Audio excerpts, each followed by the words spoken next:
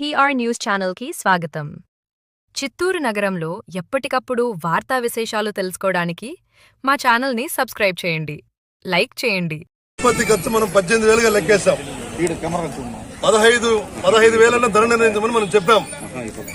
కానీ ప్రభుత్వం ఫ్యాక్టరీ యజమానులతో ఏం మాట్లాడిందేమో మనకు తెలియదు. కానీ మనకు పత్రికా ముఖంగా వచ్చిన వార్త అంటే 10 రూపాయలన్నా పెట్టమంటే వాళ్ళు మాకు గిట్టుబాటు కాదు అది ఇదని ఏదో చెప్పుకొని 7.5 కొన్నారు.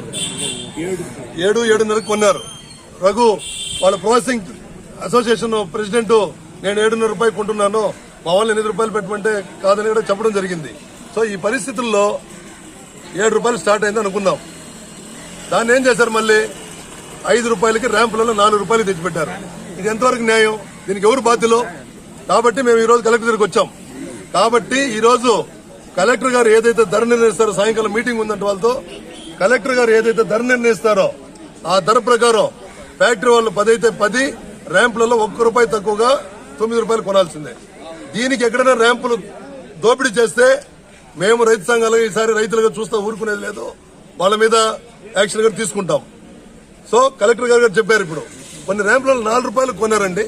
ఎవరిచ్చారు మీకు అధికారం? కొనే అధికారం రైతుని తాకట్టు పెడతారా? ఎట్లా మీరు?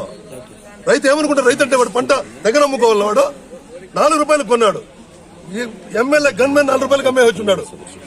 ఏమంటే ఇంకా అంతేనా వాళ్ళు రేట్ అంటున్నారు. ఫ్యాక్టరీలో 5 రూపాయలు అన్నారంట, ర్యాంప్ 4 రూపాయలు అన్నారంట.